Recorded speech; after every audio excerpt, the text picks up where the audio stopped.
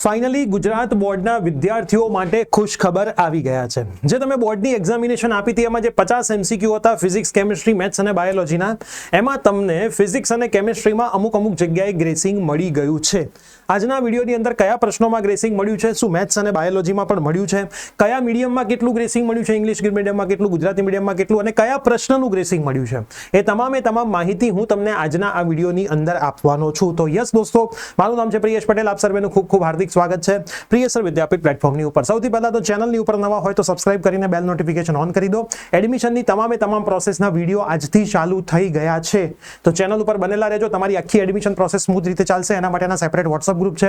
એક પણ વોટ્સઅપ ગ્રુપમાં ના જોડાયા હોય તો ડિસ્ક્રિપ્શન બોક્સમાં વોટ્સઅપ ગ્રુપની લિંક છે, જોડાઈ જજો। સાથે સાથે ગુજરાત બોર્ડની જે જૂન જુલાઈમાં ઇમ્પ્રુવમેન્ટ એક્ઝામિનેશન થવાની છે, જેમાં પાસ હોય વિદ્યાર્થી તો પણ આપી શકે, ફેલ હોય તો પણ આપી શકે, એના વિશે વધારે માહિતી જોઈતી હોય અને એની આપણી ઓનલાઈન અને ઓફલાઈન બેચ આવતા વીકથી ચાલુ થવા માટે જઈ રહી છે, એની પણ માહિતી જોઈતી હોય તો ડિસ્ક્રિપ્શન બોક્સમાં વિડીયો મૂકેલા છે, જોઈ લેજો। જોડાવું હોય તો કોન્ટેક્ટ કરજો। લિમિટેડ સ્ટુડન્ટ્સને જ અમે એડમિશન આપતા હોઈએ છીએ।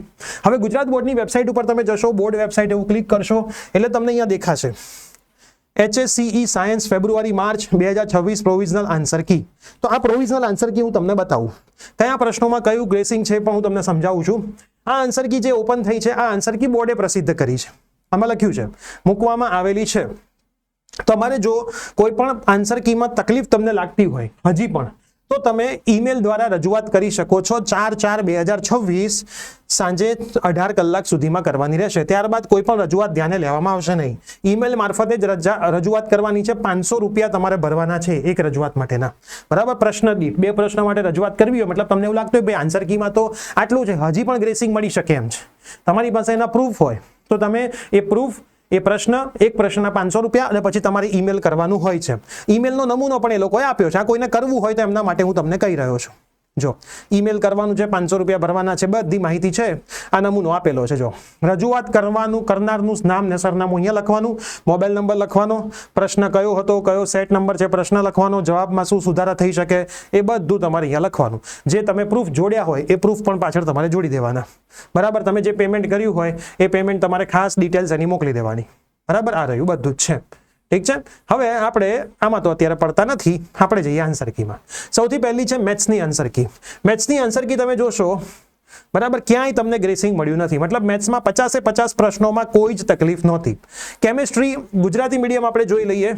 કેમિસ્ટ્રી ગુજરાતી મીડિયમ આ તમારો નંબર છે, જે તમારો પેપર સેટ નંબર હોય ને, ધારો કે પહેલો નંબર હોય તો એમાં 10મા નંબરમાં અને એક જ પ્રશ્ન છે, એમાં પણ એક જ પ્રશ્ન છે, 10મો નંબર। એ 10મો નંબર બી નંબરના પેપર સેટમાં કયા નંબરનો પ્રશ્ન છે, તો કે 15 નંબરનો છે। એટલે તમારું પેપર સેટ કયું હતું એ તમે જોઈ લેજો, ના જોવો તો કોઈ ચિંતા કરવાની જરૂર નથી, 1 માર્કનું તમને ગ્રેસિંગ મળ્યું છે, બરાબર। કેમિસ્ટ્રીની અંદર ઓલ મતલબ ગ્રેસિંગ, તમે એ પ્રશ્ન લખ્યો હોય તોય મળે, ના લખ્યો હોય તોય મળે, સાચો લખ્યો હોય તોય મળે, ખોટો લખ્યો હોય તોય મળે, બરાબર। એટલે બધાને મળી જશે। અહીંયા લખ્યું છે ગુજરાતી અને હિન્દી માધ્યમમાં જે પ્રશ્નોમાં ઓલ માર્ક કરેલ છે પ્લસ 1 ગુણ પ્રદાન કરી દેવો। આ ગુજરાતી અને હિન્દી મીડિયમ છે।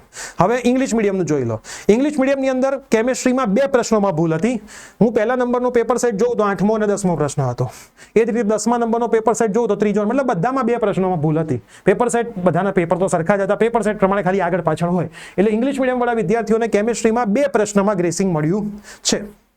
હવે આપણે આગળ જોઈએ, ફિઝિક્સ ગુજરાતી મીડિયમ છે, તો ફિઝિક્સ ગુજરાતી મીડિયમમાં 3 પ્રશ્નોમાં ગ્રેસિંગ છે, જો તમે જોઈ શકશો, 1 પછી 2 અને એ જ લાઈનમાં, તમારે લાઈનમાં જ જોવાનું 3। હવે આ 3 કયા પ્રશ્નો હતા એ પણ હું તમને જણાવી દઉં। તો આ જે 3 પ્રશ્નો હતા એમાં પહેલો પ્રશ્ન હતો રેક્ટિફાયર વાળો, બરાબર। કેપેસિટર, રેક્ટિફાયર, રિપલ તમારે ઘટાડવું હોય તો ઇનપુટ ફ્રીક્વન્સી શું કરવી જોઈએ એ વાળો પ્રશ્ન। બીજો પ્રશ્ન છે 10⁴ એંગસ્ટ્રોમ વાળો સ્લિટ વાળું પ્રતિબિંબ ક્યાં મળે એનો હતો। આ બંને ઇંગ્લિશ મીડિયમમાં મળ્યા છે। ગુજરાતી મીડિયમમાં પણ આ બંને પ્રશ્નોમાં મળી ગયું છે, પણ ગુજરાતી મીડિયમમાં હજી જ્યાં 3 પ્રશ્નોમાં મળ્યું, ત્રીજો પ્રશ્ન વધારાનો છે, ચળ અચળાંક લખાઈ ગયું હતું વળ અચળાંકની જગ્યાએ। ઇંગ્લિશ મીડિયમમાં પ્રશ્ન બરાબર હતો, ગુજરાતી મીડિયમમાં ચળ અચળાંક લખ્યું હતું, તો એ એમની ભૂલ સ્વીકારીને એનું પણ ગ્રેસિંગ આપી દીધું કે ભાઈ તમે ટાઈપિંગમાં ભૂલ કરી છે એટલે ભૂલ તો તમારી જ કહેવાય। એટલે ગુજરાતી મીડિયમમાં 3 પ્રશ્નોમાં મળ્યું છે। ઇંગ્લિશ અને ગુજરાતી મીડિયમમાં 2 પ્રશ્નો તો સેમ ટુ સેમ છે, જે આઉટ ઓફ બોક્સ હતા। આ વડ અચળાંક વાળો ઇંગ્લિશમાં સાચો લખ્યો તો ગુજરાતીમાં ખોટો, એટલે ગુજરાતી વાળાને 3 પ્રશ્નોમાં ગ્રેસિંગ મળ્યું અને ઇંગ્લિશ વાળાને 2 પ્રશ્નોમાં ગ્રેસિંગ મળ્યું છે। આ ઇંગ્લિશ મીડિયમ જો આ રહી દેખાય। આપણે પહેલો પેપર સેટ જોઈએ તો એમાં 2 જગ્યાએ લખેલું છે ઓલ, 1 અને આ બીજું, બે જગ્યાએ છે. હવે પાછળ બાયોલોજીની આન્સર કી પણ આપણે એક વખત જોઈ લે. આ બાયોલોજીની આન્સર કી છે. બાયોલોજીમાં ક્યાંય ઓલ લખ્યું નથી, મતલબ મેથ્સ અને બાયોલોજીમાં ક્યાંય તમને ગ્રેસિંગ મળવા પાત્ર નથી. કેમિસ્ટ્રીમાં તમને એક પ્રશ્નમાં મળ્યું છે ઇંગ્લિશ ગુજરાતી મીડિયમ, ફિઝિક્સમાં ગુજરાતી મીડિયમ 3 પ્રશ્નોમાં, ઇંગ્લિશ મીડિયમ 2 પ્રશ્નોમાં. હવે જો તમારા આ પ્રશ્ન કયા છે જોવા બોવા ના હોય, કોઈ ચિંતા ના કરતા, ઓટોમેટિક તમારા પ્લસ થઈ જશે માર્ક. બરાબર, એટલે માન લો તમારા એ 2 પ્રશ્નો ચેક જ નહીં કરે, પહેલેથી તમને 2 પ્રશ્નોના 2 માર્ક આપી દેશે. તમે લખ્યું હોય તોય આપી દેશે, નહીં લખ્યું હોય તોય આપી દેશે, ખોટું ટીક કર્યું હશે તોય આપી દેશે, સાચું ટીક કર્યું હશે તોય આપી દેશે. આખા ગુજરાતમાં જેટલા પણ વિદ્યાર્થીઓએ બોર્ડની એક્ઝામ આપી એમને આટલું ગ્રેસિંગ મળી જશે.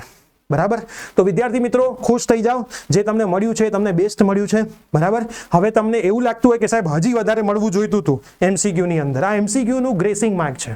ગ્રેસિંગ માર્ક એટલે બધાને બોનસ મળ્યું કહેવાય. એકચ્યુઅલ ગ્રેસિંગ અલગ વસ્તુ છે, જે પેલું સ્ટાર વાળું ગ્રેસિંગ મળતું હોય ને એ આ નથી. ફેલ થતા હોય ને ગ્રેસિંગ મળવા પાત્ર હોય એ આ નથી. બરાબર, આ બધાને બોનસ આપ્યું કહેવાય કે ભાઈ આ બધાને વધારાના 2 માર્ક. બરાબર, ફ્રીમાં માર્ક કે ભાઈ બોર્ડની ભૂલ હતી એટલે મળેલા માર્ક છે. તો ખાસ તમારા તમામ મિત્રોને આ વિડીયો શેર કરી દેજો. તમને ક્યાંક લાગતું હોય તો તમે ચેલેન્જ કરી શકો છો, એ તમારી ઈચ્છા છે. મેં તમને બતાવ્યું છે, બોર્ડની વેબસાઇટ ઉપર નમૂનો પણ મોકલેલો છે. તો બધી જ અપડેટ તમને મળતી રહેશે. આજ સવારે પણ આપણે એક વિડીયો ઓલરેડી મૂક્યો છે. તમે ખાસ વિડીયો સેક્શનમાં એડમિશનના વિડીયો ચાલુ થઈ ગયા છે, માર્ક્સ વર્સિસ PR નો. બરાબર, ખાસ તમે જોઈ લેજો કેટલા માર્ક્સ ઉપર કેટલા PR બનશે, વિડીયો આવી ગયો છે. સાથે સાથે પ્રિય સર જ્ઞાનપીઠ યુટ્યુબ ચેનલને પણ સબસ્ક્રાઇબ કરી લેજો. ત્યાં પણ આજે એક વિડીયો આવી ગયો છે મિત્રો. કયો વિડીયો આવે છે જોઈ લો. બોર્ડના પેપર કેવી રીતે ચેક થાય છે એની બધી જ માહિતી આપી છે. કેટલા પેપર ચેક થઈ ગયા, કેટલા બાકી છે, રિઝલ્ટ ક્યારે આવશે એની માહિતી પણ અહીંયા આપી છે. તો પ્રિય સર વિદ્યાપીઠ અને જ્ઞાનપીઠ ઉપર જોડાયેલા રહેજો, ચેનલને સબસ્ક્રાઇબ કરીને બેલ નોટિફિકેશન ઓન રાખજો. બધી માહિતી મળતી રહેશે. ઇમ્પ્રુવમેન્ટની માહિતી જોઈતી હોય તો ડિસ્ક્રિપ્શનમાં વિડીયો છે, જોઈ લેજો. મળીએ છીએ, બાય બાય, ટેક કેર.